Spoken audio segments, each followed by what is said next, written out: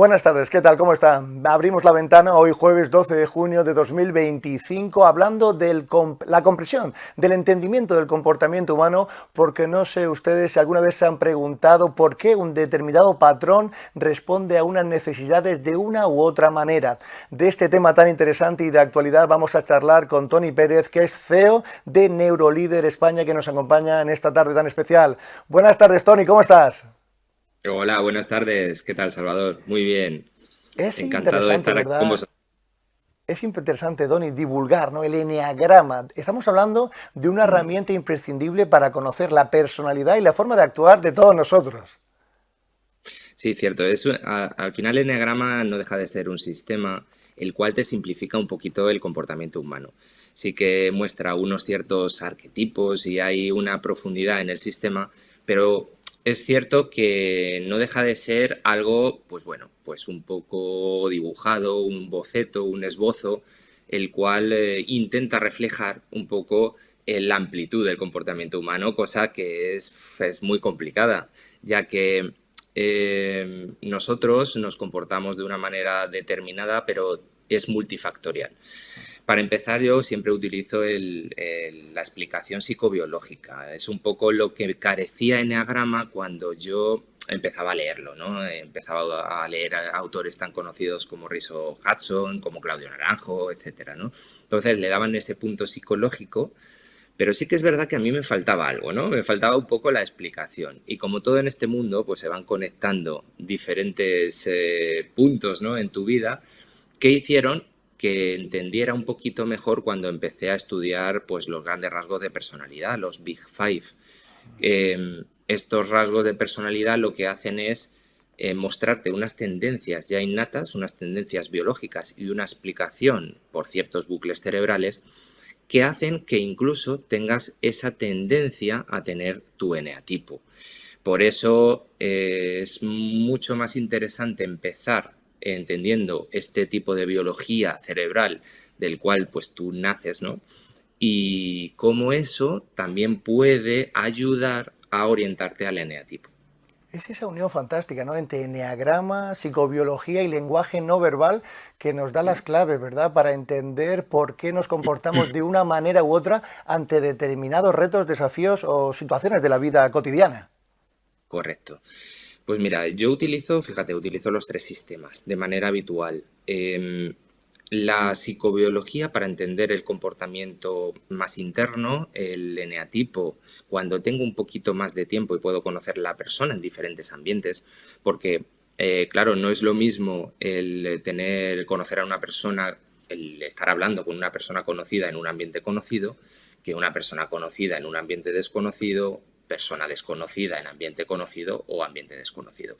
Es diferente, ¿no? Entonces, cada uno nos comportamos de una manera diferente, a lo mejor en cada ambiente. Hay personas que no, pero todo eso hay que estudiar esas incoherencias, ¿no? Cuando tengo muy poquito tiempo, utilizo los rasgos del modelo más utilizado en psicología, que es el de los Big Five. Este modelo nos habla de 5 rasgos: el rasgo de la extroversión, el rasgo del neuroticismo, el rasgo de la apertura a la experiencia, el de la responsabilidad y el de la afabilidad. Esto nos da una orientación a cómo una persona se comporta de una manera por tendencia innata, ¿no? Si tengo más tiempo, utilizo Enneagrama porque ya puedo ver a esa persona en diferentes ambientes. Y luego utilizo el lenguaje no verbal para detectar las incoherencias entre lo que esa persona me dice y lo que su cuerpo está expresando. Y eso es aparte de la personalidad. Sí que es verdad que hay rasgos que favorecen un poquito más el poder observar ese lenguaje no verbal. Claro, por ejemplo, si hablamos de una persona que es muy responsable, también se pueden mezclar, ¿no? Esos Big Five que sea muy leal, por ejemplo, o abierto a la experiencia, ¿no? Si es investigador que podría tener una alta apertura, ¿no? A tener nuevos conocimientos.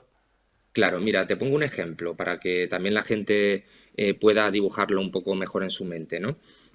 Por ejemplo, el rasgo de extroversión tiene su origen en una zona del cerebro que se llama área reticular. Entonces, ese área consta de neuronas con axón largo que lo que hace es formar como una retícula, ¿no? Por eso se llama reticular. Las personas extrovertidas tienen muy poquito activada esa zona, ¿vale? Ese área cerebral lo tienen muy poquito activado. Entonces necesita estimulación externa para poder activar esa zona y a su vez activar a la corteza cerebral en ese bucle que se llama córtico reticular. Bien, los extrovertidos, como lo tienen muy bajo, ¿no? Muy baja activación, necesitan hacer cosas, muchas cosas, cosas estimulantes. Las personas son el más potente estímulo, por eso los extrovertidos necesitan gente. Y por eso muchas veces pensamos que la persona extrovertida quiere ser centro de atención, pero no deja de ser una necesidad cerebral, ¿vale? Esa gran orientación a hacer cosas, a estimularse y a hacer cosas y hablar con gente y tener muchos amigos y convocar reuniones y ser una persona asertiva y buscar novedades, todo eso ya estamos viendo que tiene una similitud con ciertos eneatipos. ¿Me explico? Entonces, tú puedes inferir que a lo mejor un eneatipo 7 no puede ser introvertido, aunque visiblemente su comportamiento nos pueda inducir a ello, pero puede ser por otros rasgos diferentes. La persona introvertida, que muchas veces la confundimos con tímida, que es otro rasgo de personalidad diferente, el neuroticismo, es al revés. El introvertido tiene casi lleno, ¿no?, de estímulos ya su cerebro cuando se levanta por las mañanas, con lo cual se retira de esa estimulación. Por eso quiere estar un poquito más separado de la gente, con ambientes que no sean tan estimulantes y así pues el cerebro introvertido está a gusto. Entonces, ya por ahí podemos observar las tendencias. Es la importancia, ¿no?, del eneagrama, que sirve de autoconocimiento según las claves que nos marcas, Tony, también para mejorar la relación con los demás, un crecimiento personal de primer nivel. Sí, a ver, ese es el fin último y da igual, yo siempre lo digo, yo tiré por eneagrama porque me parecía el más completo, el cual nos habla de 9 tipos de personalidad, que con los subtipos podemos llegar a más o menos manejar 27, pero que yo uniéndolo a estos añado un subtipo más y otro más que es neutro según sus subtipos, con lo cual manejo a lo mejor 81, pero es que con los B5 si los mezclas puedes hacer 256 tipos, es decir, que Enneagrama está muy bien porque es uno de los más completos, pero que da igual el que utilice la gente. Si le resulta más sencillo uno de 4 rasgos o 4 tipos, pues que empiece por ahí. Al final, esto va de conocerse, de indagar un poco en todas esas cosas que nos hacen un poquito menos funcionales a diario, porque todos al final tenemos tendencias y cometemos errores y nos llevamos bien o mal con gente, pero sí que es verdad que hay ciertas tendencias que decimos, jolín, ¿y esto por qué me pasa? Una vez entendida la explicación biológica, te vas al tipo de persona y dices, ah, mira, pero si a más personas le pasan, pues a partir de ahí empiezas a equilibrar un poquito esos comportamientos porque ya los entiendes. Porque si te cierras en yo soy así y que la gente me da igual lo que piense, pues al final no avanzamos, ¿no? Claro. Es una forma interesante también de analizar la actualidad, Tony. Por ejemplo, hemos visto la bofetada de Brigitte a Macron, el presidente de la República Francesa, las reacciones de Trump con Zelensky en la Casa Blanca, los gestos, por ejemplo, de Pedro Sánchez ante la presión que está sufriendo política en el Congreso de los Diputados, en las sesiones de control. Es realmente útil, ¿no?, para comprender también lo que pasa a nuestro alrededor de una manera más fiable. Sí, cierto. Sobre todo, mira, yo llevo 16 años dirigiendo equipos y lo utilizo en ese campo habitualmente y ayudo a otros empresarios a poder diferenciar, ¿no?, estos rasgos de personalidad, estos tipos de personalidad y instruirles un poco en ese lenguaje no verbal para poder detectar esos comportamientos, esos gestos, esos microgestos, picores, diferentes movimientos oculares, el posición, cómo te sientas en la silla, todo influye, ¿no? Entonces es muy relevante el cómo ves la vida de otra manera, cómo puedes verla de una manera en la cual estás ya decodificando, según el conocimiento que tú tienes, en cómo esa persona se está comportando y a lo mejor cómo puedes inferir un comportamiento futuro, cómo puedes predecir un comportamiento futuro. Es complicado, ya lo digo, es multifactorial, necesitas mucho tiempo de experiencia, porque, por ejemplo, los Big Five, cada rasgo que es bipolar se divide en 6 facetas diferentes, con lo cual estamos hablando de 60 facetas. El poder ir encasillando comportamientos en esas facetas, incluso el poder ir determinando en profundidad cuál puede ser el origen, es el que te hace ver cómo tú puedes conectar mejor con esa persona, cuál puedes encontrar la llave de comunicación. Y cuando tú lo ves en la tele, como dices tú, en estos grandes líderes o cualquier otro tipo de persona que estemos viendo en televisión, puedas decir, anda, mira, es incoherente lo que está diciendo con lo que está expresando su cuerpo, o esta persona tiende a este tipo de personalidad y por eso se comporta así. Hace unos días Tony analizaba, ¿no? El rictus, ¿no? La expresión del lenguaje no verbal de Díaz Ayuso, por ejemplo, cuando acudió a la conferencia de presidentes, ¿no? Desde que se baja del coche oficial hasta que saluda, ¿no? A los demás colegas, se veía venir en su aspecto, bajo un análisis así muy definitorio y anticipatorio, lo que iba a pasar después cuando abandonó, ¿no? La reunión, cuando, en fin, comenzaron a hablar en las lenguas oficiales también, como era el euskera y el catalán, por parte de dos presidentes, ¿no? Sí, cierto. Es verdad que ya puedes inferir esos comportamientos, pero también no hay que olvidarse de que muchos de ellos pueden ser impostados, ¿no? Porque date cuenta que a esos niveles, el nivel político, a niveles de estamentos superiores, están muy, muy asesorados. Entonces, este conocimiento que está al alcance de cualquiera que se quiera formar, leer, ver vídeos, hay excelentes profesionales en la red que nos cuentan del tema de lenguaje no verbal o cualquier o eneagrama o cualquier cosa.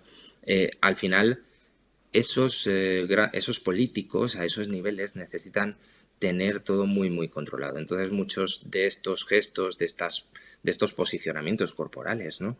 Están impostados, están aprendidos. Entonces, hay que también saber diferenciarlo. Por eso digo muchas veces que donde realmente conoces a una persona es un poco más en la intimidad, ¿no? Tú te puedes comportar de una manera en tu trabajo y te puedes comportar de una manera diferente en tu casa. Entonces, esas incoherencias son las que vemos, ¿no? Y que determinan hacia realmente cuáles son esas tendencias de personalidad de esa persona y qué es lo que está mostrando a los demás de una manera más aprendida, más impostada. Y eso también es interesante. Por ejemplo, algo que nos pasa a todos. En el trabajo somos muy responsables. Entonces, somos personas que realmente queremos tenerlo todo bajo control, tenemos que tenerlo todo ordenado, todo controlado. Vale.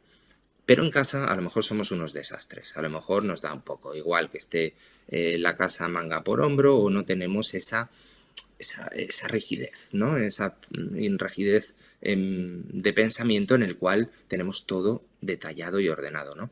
Bueno, ¿qué eres? ¿Eres el ordenado o eres el disperso y que realmente no eres tan responsable? Bueno, pues todo obedece a motivaciones. Entonces, a lo mejor tu responsabilidad es porque el rasgo de personalidad no es el de responsabilidad, es el de neuroticismo, el que tú percibes amenazas difusas, o sea, que te sientas enjuiciado. Entonces, por eso, a lo mejor eres más responsable en tu trabajo. Y en tu casa, como no tienes esa amenaza difusa que llamamos, pues te comportas de una manera más relajada. Entonces, por eso hay que observar a las personas en diferentes ambientes. No es A o B o sí o no. Son herramientas, al fin y al cabo, Tony, ¿no? Para un líder, por ejemplo, de una organización empresarial, mejorar la salud mental de sus empleados, mejorar la productividad. Estas herramientas son muy interesantes y necesarias y deben ser conocidas por un líder que quiera apreciarse, ¿no? En este ámbito. Sí, totalmente. O sea, es necesario, necesario. A veces incluso trabajando con jefes me dicen, bueno, pero es que yo no soy psicólogo.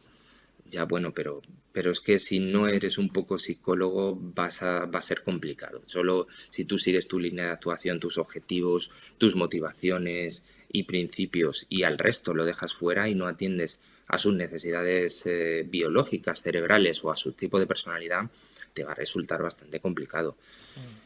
Puede ser que seas un tipo de líder tranquilo, sereno, equilibrado ya de manera natural o por tu aprendizaje o por tu bagaje y bueno, y te sea un poquito más sencillo.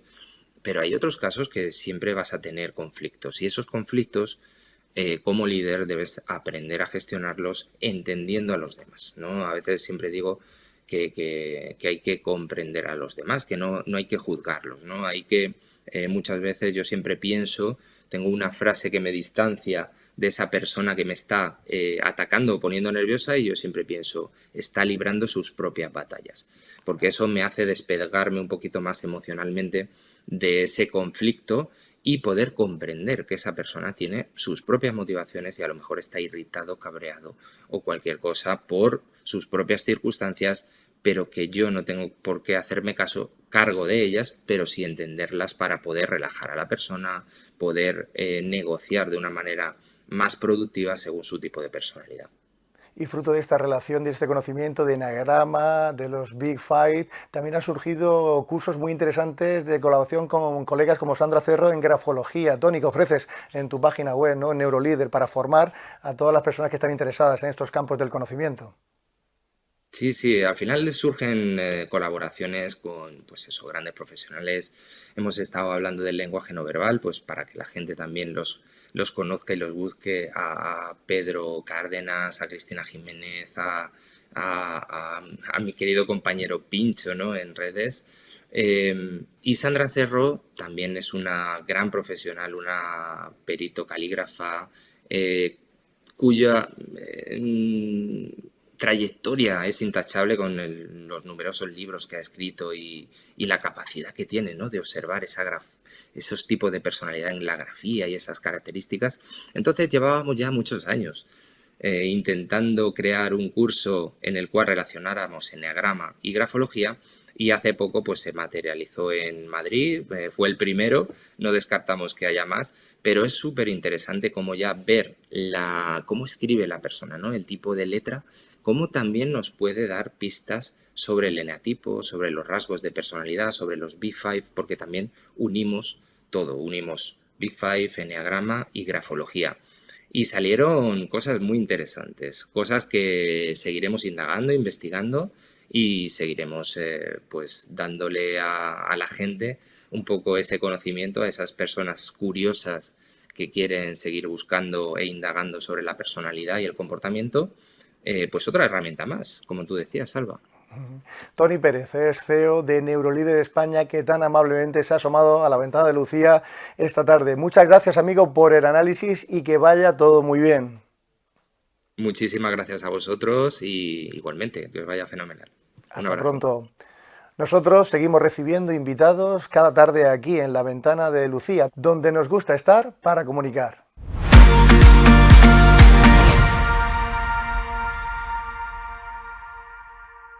Y continuamos asomándonos a la ventana de Lucía cada tarde con los mejores contenidos. Yo no sé ustedes si recuerdan hace 3, 4 años que el metaverso era un concepto que afloraba y que lo asociábamos con el cine, con los videojuegos, con la tecnología. Era el metaverso hasta en la sopa. Pero llegó la inteligencia artificial y se ha puesto como en barbecho de este tema interesante y de actualidad que tiene que ver con todos nosotros, con la tecnología, con la prosperidad y con las situaciones y posibilidades que nos ofrecen la inteligencia artificial y el metaverso. Actualmente vamos a charlar con nuestro divulgador científico, Jesús Estrada. Buenas tardes, amigo, ¿cómo estás? Hola, buenas tardes. Muy bien, encantado como siempre de hablar contigo.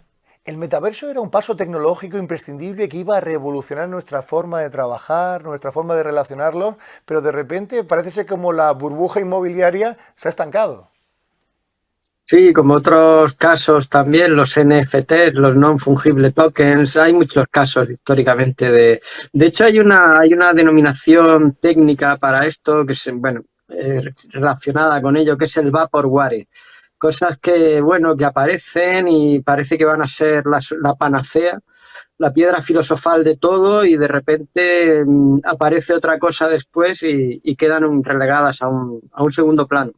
Un término que ya en su concepción, el prefijo no griego meta, que es el más allá, con esa contracción del sustantivo de universo, metaverso, era Mark Zuckerberg, ¿no?, quien lo puso en boga cuando se transformó, ¿no?, Facebook, y cambió la denominación por Meta, pero ya un autor previo como era Neil Stephenson en 1992, en su novela Snow Crash, ya adelantaba, ¿no?, esa transición del mundo real al metaverso. Sí, efectivamente, este autor, cuando escribe esta novela, se da cuenta, a veces es fascinante como, recordemos el caso clásico de Julio Verne, ¿no? Como muchas veces la gente imagina y luego posteriormente aparece, imagina el concepto y luego se materializa o se lleva a cabo se crea esa tecnología. Y él crea este concepto, la palabra metaverso, porque él decía que realidad virtual o realidad fingida, pues como que se le quedaba corto. Y entonces crea este concepto, esta palabra para reflejar ese concepto de realidades virtuales que no existen salvo en la pantalla del ordenador. Esos entornos tridimensionales sintéticos se hablaba entonces, ¿no? Donde los usuarios interactuaban, ¿no? En un ciberespacio como avatares, ¿no? Esa representación de nosotros mismos en el metaverso. Efectivamente, y esto se llevó a cabo y sigue activo. Second Life sigue funcionando. Y bueno, Google tuvo también su versión, que era Google Viability, Sí. o Vitality, no recuerdo exactamente, pero la cerró aproximadamente ahora ya unos 10 años. Hay muchas veces que no siempre Google gana, ni siempre Microsoft gana. Hay veces que el actor llega a un entorno que ya está siendo desarrollado y finalmente pues cierra. Y a Google le ha pasado, por más que Second Life o ahora Meta sigan con este tema. Se trata de una invasión de cuerpos extraños, entre comillas, guantes, gafas virtuales, todo un universo para hacernos sentir como si estuviésemos en el mundo real, pero en un mundo impostado, Jesús. De hecho, es fascinante, sería como construirnos el mito de la caverna de Platón, pero no es que el demiurgo nos haya puesto en ello, sino que nosotros nos lo construimos con ganas y con completa voluntad de decir, no quiero vivir en el mundo real, sino que quiero estar en mi caverna cómodamente en casa y poder viajar y ver cosas, ¿no? Si quieres, luego ya hablamos de cuestiones éticas, filosóficas de todo este tema, ¿no?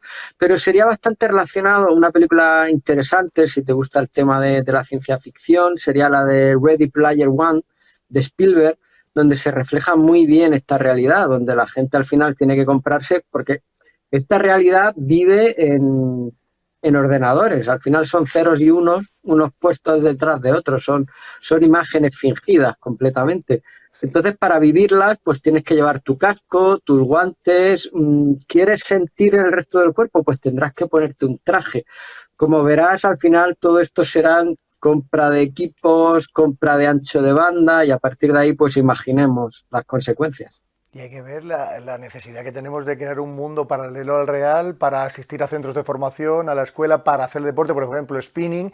Yo no sé hasta qué punto la llegada de la pandemia dichosa, Jesús, entre comillas, claro, Sí, puede ser, favoreció, ¿no? puede El ser. desarrollo de todas estas concepciones que lo único que provocan, filosóficamente hablando, como apuntabas, es la deshumanización. Sí, sí, sí, sí, la percepción, o sea, cuando ya es fascinante porque ya desde filosóficamente hablando muchas veces nos planteamos si qué es la existencia, qué es la realidad, hasta qué punto yo soy real. Si realmente el universo básicamente son funciones de ondas, son ondas, partículas, si el tiempo existe de verdad, si la realidad existe de verdad o es un constructo de mi mente humana. Y al final dices, no solo voy a dudar de lo que ya estoy sensorialmente captando, sino que me voy a crear una carcasa que me va a aislar todavía más de ese mundo que podría ser fingido, pero es que ahora me creo un mundo ya completamente fingido del todo. Es un tema interesantísimo. Claro, y ante ese cebo las empresas se lanzaron, ¿no? Imaginaros un mundo paralelo al real, lleno de negocios, de empresas, incluso con una moneda, como puede ser la criptomoneda, que nos permitía interactuar e intercambiar bienes y servicios. ¿Sí? Y hacer cosas, de hecho, invito a todo el mundo a que haga un paseo por YouTube, simplemente poniendo Second Life, y verá como la gran mayoría de vídeos de entrada, las primeras entradas de vídeos son referentes a actividades oscuras o de legalidad dudosa, o sea, o cuestiones completamente ilegales en el mundo real, pero en este mundo de avatares y mundo virtual, pues puedes hacer cualquier cosa que no puedes hacer en el mundo real, ¿no? Incluso tú, dada tu formación legal, pues habría que ver cómo empezamos a tipificar cosas de decir, oye, pues va a ser delito matar un avatar. ¿Hasta qué punto tengo yo derecho a coger un avatar y ir matando por ese mundo fingido? O insultarlo, ¿no? Nuestro experto en criptomonedas, Guillermo López, nos comentaba incluso que se podría a través de blockchain generar contenido criptográfico, insultando, por ejemplo, faltando el respeto o lanzando una fake news, y eso estaría ahí y se podría cotizar en un sentido u otro, Jesús. Sí, efectivamente, completamente muy buen apunte. Es que efectivamente, de hecho, mi ejemplo era un poco absurdo, ¿no? Lo de matar no tiene sentido, pero insultar, si estás insultando a un avatar, estás insultando a esa persona. Que eso es algo que muchas veces olvidamos, sobre todo hay ciertas actividades en Twitter, la gente parece no darse cuenta que insultar en Twitter es exactamente lo mismo que irse a la plaza de Mayor de Madrid con un megáfono y empezar a proferir improperios. Si tal cosa es un delito, lo mismo en Twitter. O sea, y en este caso también sería un delito, efectivamente. Y esa emulación, ¿no?, de lo que pasa en el metaverso, llevarlo a la vida real. Estamos hablando de, por ejemplo, los tiroteos que se producen cada vez más en Europa, pero tienen también origen importante en Estados Unidos, de adolescentes que cogen armas de los padres, allá donde se permiten, ¿verdad?, y se ponen a disparar como si fuese, ¿verdad?, la pantalla de un videojuego convencional. De hecho, la última noticia de Austria es aterradora, porque siempre lo es, pero ya podría parecer que en Estados Unidos estamos como vacunados o completamente acostumbrados, pero en Europa es muy extraño que un ciudadano tenga acceso a armas de fuego y ya haya podido matar, si no recuerdo mal, a 9 personas. Es algo completamente... Y de hecho, en ciertas situaciones de confusión mental podría darse casos de personas que no pudieran distinguir metaverso de realidad. Es un tema éticamente delicado. Como siempre, la tecnología, pues sucede lo mismo con las biociencias, ¿no? Muchas veces la tecnología va por delante y la ética y las cuestiones filosóficas y morales o éticas van por detrás. Un metaverso que también afecta a Jesús al poder creativo. Fíjate el éxito que está teniendo, por ejemplo, Minecraft en el cine, ¿no? Esa versión del videojuego llevada a la gran pantalla. Eso también, por ejemplo, Second Life es bastante activo, por ejemplo, a la hora de hacer conciertos o exposiciones de arte. O sea, al final tú puedes hacer un cuadro y colgarlo en una galería en Second Life, que será extraordinariamente barato. Bueno, coste energético para ti de pagar la luz y el ancho de banda y el resto de personas lo mismo, ¿no? Pero puedes tener una exposición o un concierto. O sea, no todo es oscuro, hay cosas que están realmente bien. Claro, lo que pasa es que la irrupción, ¿verdad?, de la inteligencia artificial ha puesto, ¿no?, en stand-by al metaverso y dice, ahora es el momento para entender, ¿no?, las tecnologías y la revolución que supone la inteligencia artificial de una manera un tanto distinta, aunque sea complementaria. Efectivamente, yo creo que en breve hemos vivido la explosión de la inteligencia artificial. Sucede siempre este tipo de tecnologías, que hay como una gran explosión de forma prácticamente violenta en la que todo está relacionado todos son criptos, todo es meta, todo es inteligencia artificial y luego posteriormente la tecnología se estabiliza y nos damos cuenta de que hay cosas en las que sí, hay cosas en las que no. Ahora parece que la inteligencia artificial tiene que estar en todas partes, hasta en los electrodomésticos de línea blanca. Tendremos microondas con inteligencia artificial, batidoras con inteligencia. Bueno, vamos a centrar un poco la cosa, ¿no? A no perder el foco. Pero bueno, Está sí es claro, verdad que Jesús, es que el metaverso sigue estando ahí y hay análisis, estudios económicos que comentan que para 2035 se pueden mover hasta 53.000 millones de euros en España, concretamente, con el uso del metaverso. Son cifras realmente elevadas, aunque habrá que ver esa evolución porque como apuntabas al principio, parecía que, de hecho, las inversiones de Facebook, luego cambiando a Meta, fueron realmente fuertes y ahora mismo en este momento parece que no es tanto, o que está el tema más o menos estabilizado. O sea, que habría que ver cómo evoluciona la cosa y si apunta a 2035 a nivel tecnológico, hablar de aquí a 10 años es como, realmente son plazos muy grandes. Claro, y sobre todo la capacidad que tenemos de acceder, ¿no?, a ese metaverso, Jesús, a través de nuestros teléfonos móviles, smartphone, también ordenadores. O sea, es un ciberuniverso inédito, lleno de posibilidades, tanto para bien como para mal. Tanto para bien como para mal. Sí, yo ya he probado gafas de realidad virtual, la experiencia es inmersiva, es interesante, pero realmente no hay que perder. De hecho, hace poco vi un caso que me pareció bastante interesante, que era recreación mediante inteligencia artificial de modelos de personas fallecidas.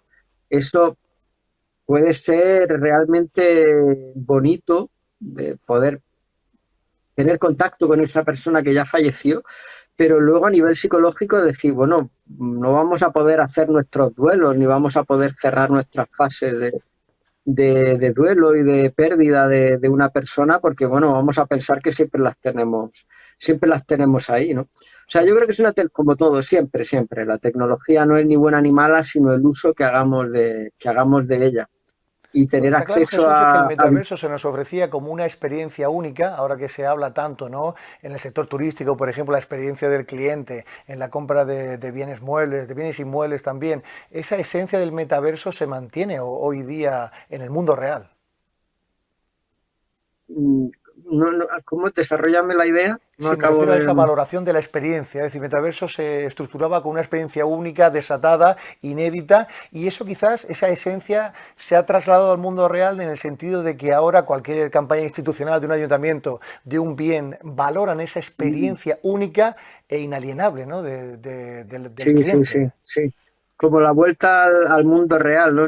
Sería un Eso es. poco un viaje de ida y vuelta, ¿no? De decir, venga, el metaverso está bien, pero la realidad es mejor, ¿no? Sí, sí, parece como un proceso fascinante, de decir, bueno, pues vuelta a los orígenes. Sí, Eso es. sería curioso, sí, sí, sí. Y ante todo la evasión o la victoria. Veremos a ver el metaverso en los próximos años. Estaremos atentos, ¿no?, porque el desarrollo, de momento los especialistas y los que desarrollan el concepto dicen que estamos ahora mismo en un stand-by, pero que se va a potenciar en breve de nuevo el concepto. Y serán tecnologías completamente combinadas, tanto la inteligencia artificial como el metaverso, porque habrá modelos que puedan generar contenidos completamente automática. No tendrá que haber nadie creando esos escenarios, sino que la inteligencia artificial podrá tener su propia independencia en ese sentido.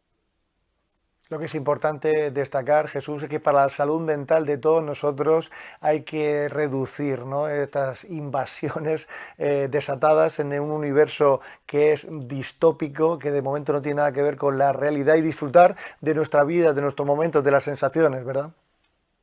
Eso siempre, eso siempre. No debemos olvidar que al final, hasta donde sabemos, por más que siempre estemos pensando en la posibilidad de la trascendencia del alma, la vida que tenemos es la que tenemos solo una, y quizá no sea buena idea andarla perdiendo en esos mundos virtuales, olvidando la realidad física y sensorial que tenemos.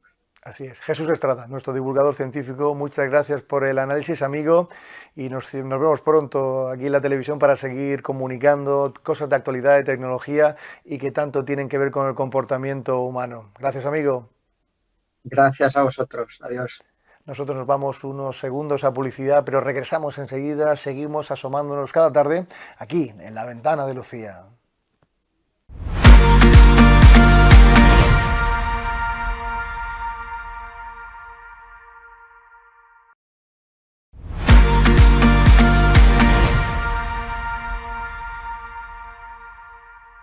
Y el pasado 6 de junio se celebró el Día del Déficit Nacional. Vamos a ver, para aclararnos, les vamos a poner un ejemplo. Imagínense un ecosistema con una casa, con una granja, que es España, donde se produce un determinado número de alimentos, se usa determinada cantidad de agua y se talan árboles para el consumo propio. Pero llegado un momento, esa economía familiar comienza a desbarajustarse, en el sentido de que tenemos que empezar a importar comida porque ya no producimos lo suficiente, llevamos a cabo un consumo excesivo de agua, lo que lleva a una sobreexplotación de acuíferos, y por último también empezamos a talar más árboles, lo que produce una deforestación. Estos conceptos básicamente son los que apoyan y apuntalan la sostenibilidad.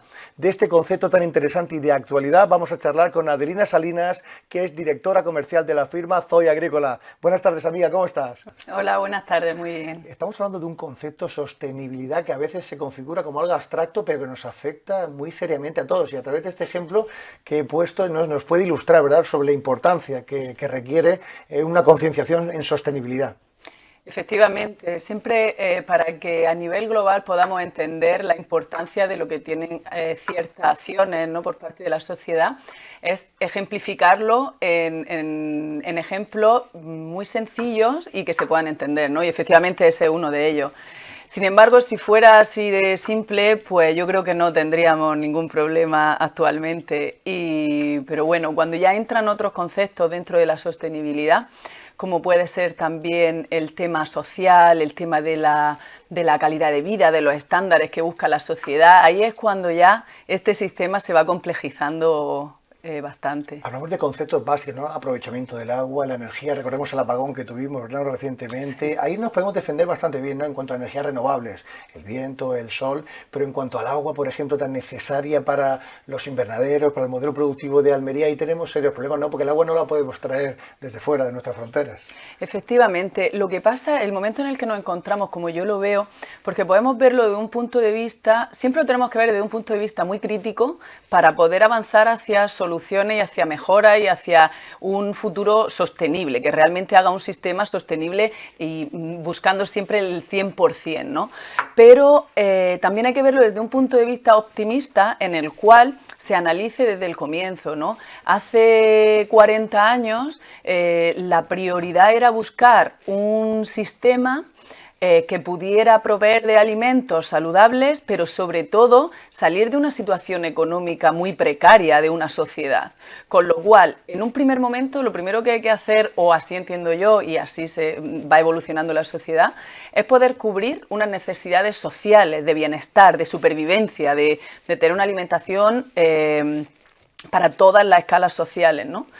Claro, se hace en un principio como vas pudiendo, ¿no? ¿Qué pasa? Ahora lo bueno y lo positivo que yo quiero lanzar es que 30 años después, 40 años después, el momento en el que estamos es este momento crítico. Y aquí es donde debemos de estar, haciendo la crítica, viendo cuáles son los riesgos. ¿Por qué? Porque todos los proyectos de innovación, todas las estrategias de mejora, todo lo que se va haciendo a lo largo de todos estos años, también nos posiciona en un punto de fortaleza para afrontarlo y ver el futuro con optimismo y no con miedo, ¿no? Claro, porque la sostenibilidad no se ha convertido en un lujo, sino es una clave para la supervivencia de las empresas y de la sociedad, Adelina.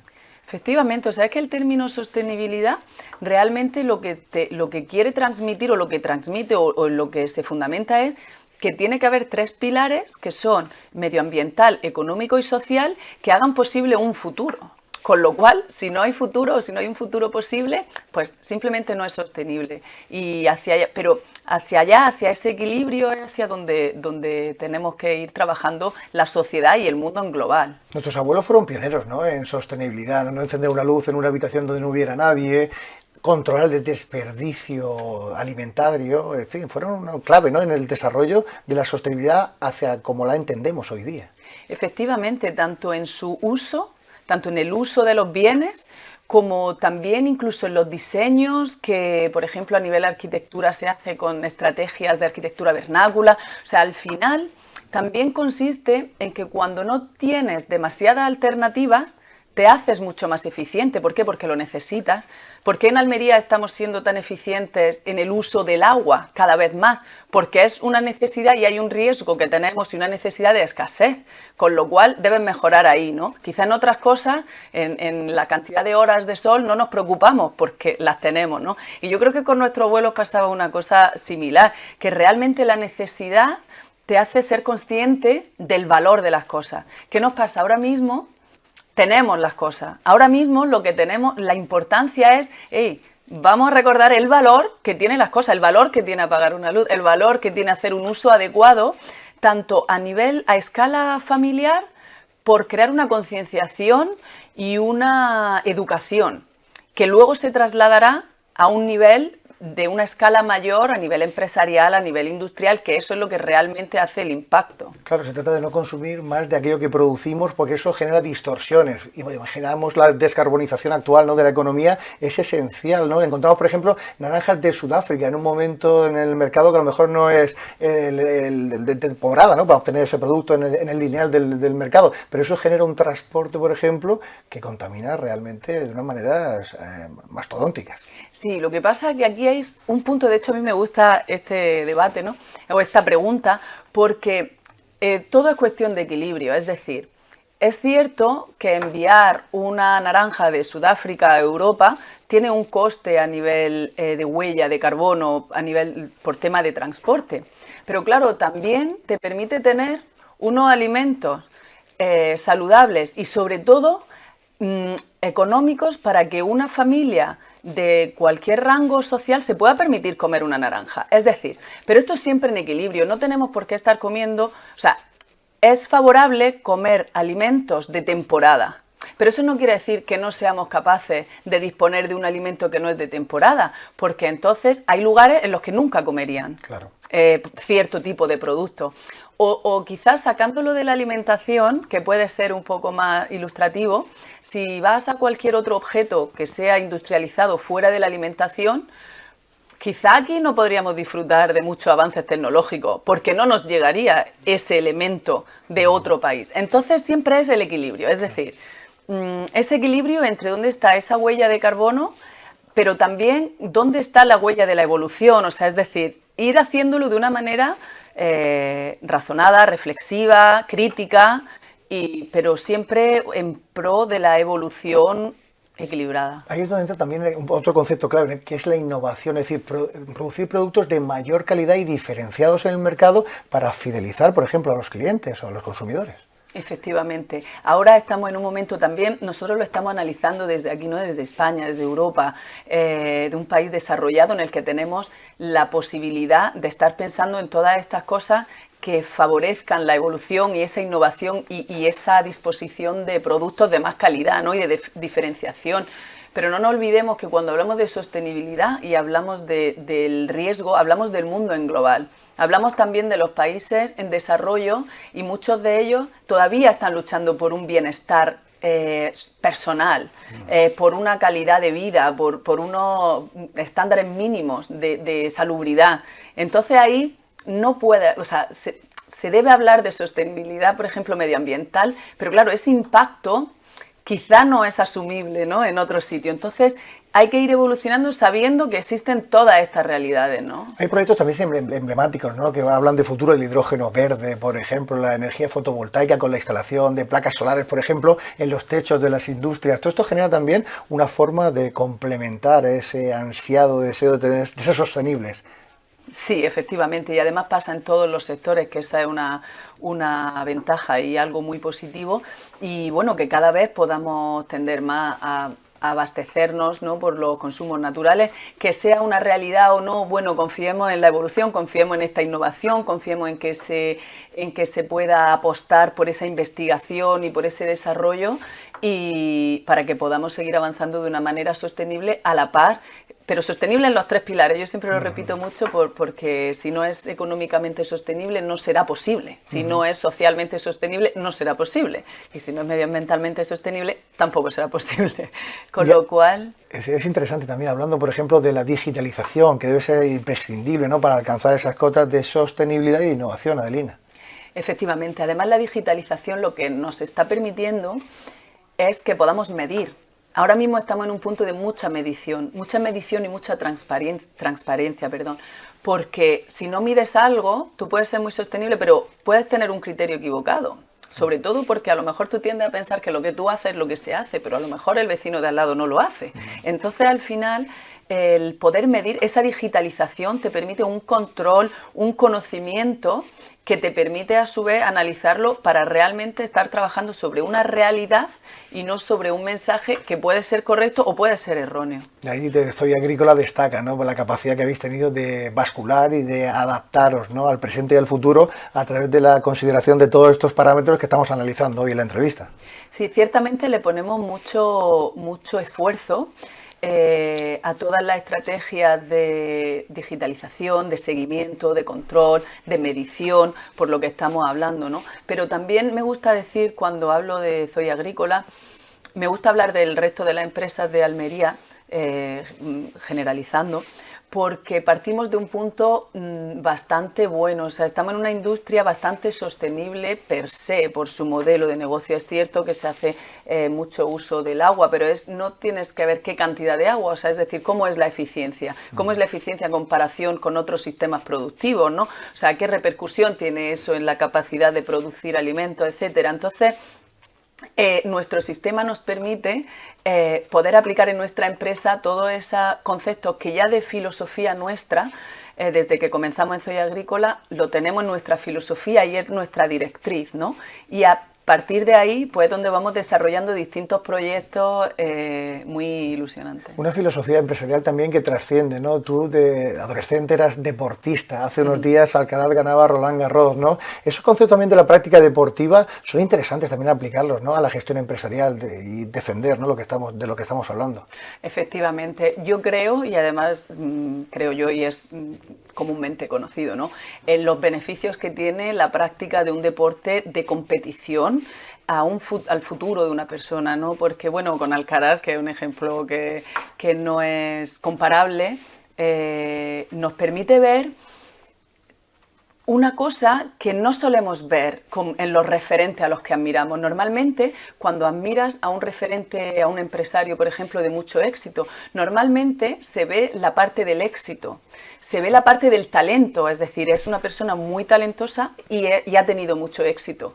Sin embargo, el deporte, ya sea el tenis con Alcaraz, con la fortuna que hemos tenido de tener a Rafa Nadal todo este tiempo y a muchos otros, el deporte lo que te permite es no solo ver que es una persona con talento, sino el esfuerzo, se ve el sacrificio, se ven los momentos en los que tienes 3 bolas de partido abajo y que de repente la superas. Eso lo puedes trasladar a la vida empresarial, en la que hay tomas de decisiones más arriesgadas, en las que ves que a lo mejor no ves el futuro muy esperanzador, pero te agarras al trabajo, al esfuerzo. Entonces es una forma de que, sobre todo las generaciones jóvenes y también para los mayores, podamos ver ejemplos y referentes que tienen mucho talento, pero que además nos permite ver ese esfuerzo, ese sacrificio, que sin duda es algo positivo para aplicar en nuestras vidas. Y ese conocimiento para luego aplicar a los trabajadores, por ejemplo, de la empresa, mejorar la salud mental, todo forma de un conglomerado de competencias transversales que hacen de Zoya Agrícola, por ejemplo, un éxito a nivel internacional.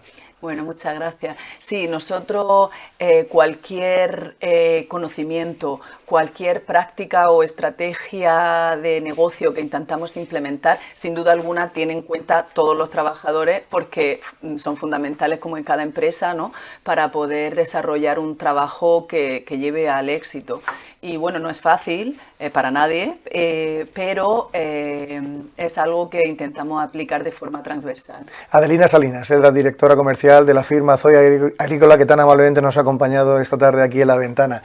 Gracias, enhorabuena por el trabajo y a seguir concienciando, ¿no?, a la sociedad, a todos nosotros, sobre el valor de la sostenibilidad. Muchas gracias a vosotros, un placer. Nosotros cerramos La Ventana por el día de hoy y volveremos la próxima semana ya con nuestra directora Lucía Moreno al frente. Habrá más información, más entrevistas y más actualidad con los protagonistas de la noticia.